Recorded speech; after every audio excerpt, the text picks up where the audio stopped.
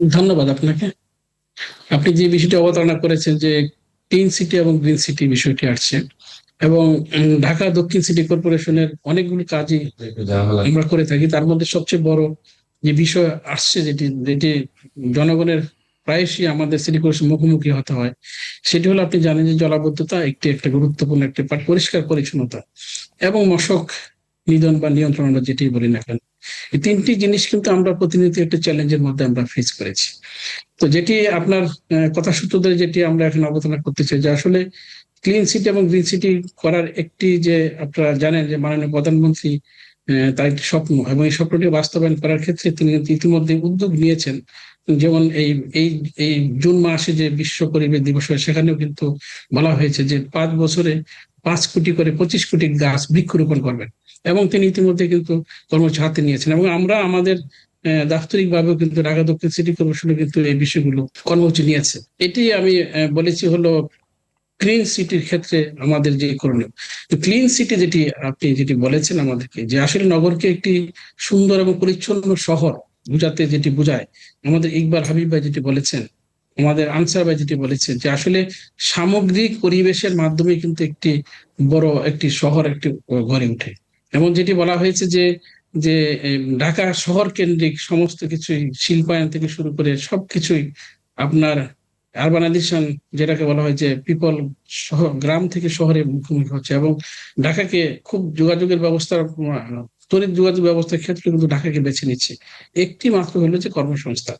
এবং এই কর্মসংস্থানটি আসলে আমাদের কর্মসংস্থানের সুযোগ সৃষ্টি করতে হলে, যে শিল্পায়নে যে যেটি আহ, আলোচনায় আসছে, যে শিল্পায়নের ক্ষেত্রে আমাদের যে ডিসেন্ট্রালাইজেশন, যে এখানে যেটি বলা হয়েছে যে proximity to labour, raw materials ও মার্কেটিং, আসলে খুব গুরুত্বপূর্ণ, খুব চমৎকার ভাবে এখন উপস্থাপন করা হয়েছে। যে আসলে আমাদের এই তিনগুলো সমন্বয় করতে হলে কিন্তু আমাদের পরিকল্পনা, স্বপ্ন আমাদের আছে, কিন্তু স্বপ্নকে বাস্তবায়ন করতে হলে কিন্তু আমাদের পরিকল্পনা আমাদের অবশ্যই আমাদের প্রয়োজন। তো সেই ক্ষেত্রে আমাদের ঢাকা দক্ষিণ সিটি কর্পোরেশন আমাদের ক্লিন করার ক্ষেত্রে আমাদের যে নিরন্তর যে প্রচেষ্টা আছে, আপনি দেখুন যে আমরা ইতিমধ্যেই সিটি কর্পোরেশন এর অনেক আগে থেকে আমাদের বর্জ্য ব্যবস্থা বিভাগ যে কাজটি করছে, তার সাথে কিন্তু আমাদের বিশেষ করে নাগরিকের যে একটি বুথ, আমি আমি বলবো যে নাগরিকের বুথটি কিন্তু একটি গুরুত্বপূর্ণ।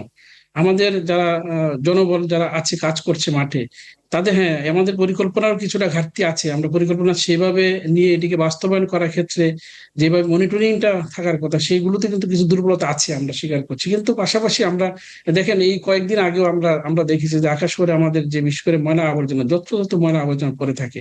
এবং এটির ক্ষেত্রে আমরা কিন্তু বিভিন্ন স্বেচ্ছাসেবক বাহিনীর মাধ্যমে, আমাদের কর্মীদের মাধ্যমে, আমাদের যারা পরিচ্ছন্নতা আছে, আমাদের যারা দায়িত্বপ্রাপ্ত বিভাগ আছে, কর্মকর্তা আছে, তারা কিন্তু প্রতিনিয়ত কিন্তু আমরা বিভিন্ন কিন্তু ক্যাম্পেইন করছি। আমাদের প্রশাসক মহোদয় কিন্তু বিভিন্ন জায়গায় কিন্তু বিভিন্ন পরিষ্কার পরিচ্ছন্ন অভিযান করছেন, বিভিন্ন ক্লাস প্রোগ্রাম কিন্তু আমরা নিয়েছি। কিন্তু একটি জিনিস আমরা লক্ষ্য করেছি, যে আসলে আমাদের জনবহুল যে রাস্তা, বিপণন এলাকা আছে, আমাদের শিক্ষা প্রতিষ্ঠান আছে, আমাদের বিভিন্ন হকার যারা বসে আছে, প্রত্যেকেই কিন্তু আমরা মেসেজ গুলো পৌঁছে দিতেছি, আমরা দিয়েছি, যে তারা যেন তাদের ময়লাগুলোকে যত্রতত্র না ফেলে একটি নির্দিষ্ট স্থানে রাখেন, এবং সেখান থেকে আমাদের ঢাকা দক্ষিণ সিটি কর্পোরেশনে যে সমস্ত জায়গায় আমাদের ময়লা ফেলার স্থান আছে, সেগুলিতে নিয়ে থাকেন। হ্যাঁ, আমাদের আমরা আমরা আমাদের বিভিন্ন জায়গায় আমরা কিন্তু আমাদের সেকেন্ডারি আমাদের ট্রান্সপোর্ট স্টেশন আছে, কিন্তু এই স্টেশনগুলোতে আমাদের যে ব্যবস্থাপনা, সেটির ক্ষেত্রে কিন্তু আমি আমি মনে করি এগুলোকে আরো আধুনিকায়ন করা দরকার। এগুলোর ক্ষেত্রে কিন্তু আমাদের মানুষের কিন্তু নেতিবাচক কিন্তু একটি প্রভাব আছে। আমরা চেষ্টা করছি যে এগুলোকে কিভাবে আসলে জনগণের কাছে এগুলো, এই যে ময়লা হলো, এটি ময়লা, যে আসলে আমরা যে ওয়েস্ট যেটাকে বলি, আসলে ওয়েস্ট কিন্তু একটা রিসোর্স আমি মনে করি। এবং প্রযুক্তির কারণে আমরা উন্নত বিশ্ব যদি আমরা দেখে থাকি, তাহলে কিন্তু ওয়েস্ট কিন্তু একটা রিসোর্সে পরিণত হয়।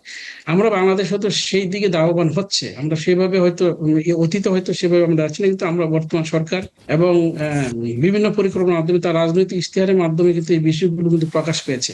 এবং আমরাও কিন্তু এই যে ক্লিন সিটি করার ক্ষেত্রে আমাদের যে উদ্যোগগুলো, সেই উদ্যোগকে সাথে আমরা জনগণকে সাথে রাখতে চাই। আমাদের এই জায়গাটাকে যদি আমরা আহ জনগণকে সেই বুথটা তৈরি করতে পারি, তাহলে আমার দৃঢ় বিশ্বাস যে আমরা এবং জনগণ মিলেই কিন্তু এই জি। ঢাকা শহরকে একটি পরিচ্ছন্ন নগরী করা সম্ভব। পাশাপাশি আপনি দেখেন, শুধু কিন্তু এটা ক্লিন সিটি, বাস্তবায়নের ক্ষেত্রে আপনি কি চ্যালেঞ্জ দেখছেন? আমরা বাস্তবায়নের ক্ষেত্রে আমরা চ্যালেঞ্জ হলো যে আমরা প্রচার করছি, আমাদের জনগণকে যত বেশি ইনভলভ করতে পারবো, যত বেশি তাদেরকে বুঝাতে পারবো, না না, সেই সেটা তো আপনাদের দিক থেকে, কিন্তু চ্যালেঞ্জটা কি আছে, বাধাগুলো আপনারা দেখছেন? বাধাগুলোর মধ্যে আমরা দেখছি যে এই যে সচেতনতার অভাব, এটি একটা গুরুত্বপূর্ণ। কিন্তু আমরা দেখছি এখানে বাধা বলতে আসলে আমাদের যে পরিকল্পনা আমরা মানে নিয়েছি। আপনি বলছেন যে শুধু সচেতনতার অভাবেই আসলে আপনারা এটা বাস্তবায়ন করার একটি চ্যালেঞ্জ দেখছেন, তাছাড়া আর তেমন একটি কোনো? আছে, এটি একটি কারণ, একটি কারণ। আরেকটি কারণ হলো যে আমাদের, আপনি জানেন যে আমাদের ঢাকা শহরের যে বিদ্যমান যে ড্রেনেজ সিস্টেম, যে ড্রেন অবস্থায় জলাবদ্ধতা তৈরি হয়, সেটি কিন্তু পরিষ্কার পরিচ্ছন্নতার সাথে সম্পৃক্ত। আমরা দেখেছি যে না, এই যে আমার তো মনে হয় এটা একটি অন্যতম প্রধান সমস্যা। ড্রেনেজ যে সিস্টেম, সেখানে একটা বিশাল বড় গলদ রয়েছে এবং টোটাল ঢাকাকে দিন দিন আমরা বড় করে ফেলছি। মানে কিছুদিন পর পর ইচ্ছা হলো এটাকে ক্লেম করে নিলাম, ইচ্ছা হলো নারায়ণগঞ্জ থেকে ক্লেম করলাম, ইচ্ছা হলো আমি রূপগঞ্জ থেকে ক্লেম করলাম, ইচ্ছা হলো গাজীপুর থেকে ক্লেম করলাম। কি এই করে করে ঢাকা কিন্তু আমি বড়ই বানাচ্ছি, এবং যত জলাভূমি আর যা কিছু আছে, যারই ইচ্ছা প্ল্যান করে গিয়ে ওখানে প্রথমে খুঁটি পুঁতে, তারপর ঘর তোলে, তারপর আস্তে আস্তে বাড়ি বানানো শুরু করে, মাটি ফেলায়, তারপর আপনাদের কাছে বলে আপনারা গিয়ে পানির লাইন দেন, তারপর গ্যাসের লাইন দেন, তারও কিছু করতে থাকেন। তো এভাবে তো আসলে একটা শহর, মেগা শহর নাম দিয়ে দিচ্ছি আমরা, কিন্তু সেই শহরকে তো এভাবে কোনোভাবেই ডেভেলপ করা যায় না। এটা কি কোনো চ্যালেঞ্জ মনে করেন না আপনারা? জি জি, অবশ্যই একটি একটি বিষয় কিন্তু আমি দেখেছি এখন যোগদান করার পরে আমাদের সবচেয়ে বড় হলো যে আমাদের পরিকল্পনা। এই যে ড্রেনেজ জি, আপনি সিস্টেম বলছেন, সেটা ভয়ঙ্কর কিন্তু অভাব। আমরা কিন্তু ঢাকা ওয়াসা থেকে আমরা 2000, সম্ভবত 2022 সালে আমরা পেয়েছি।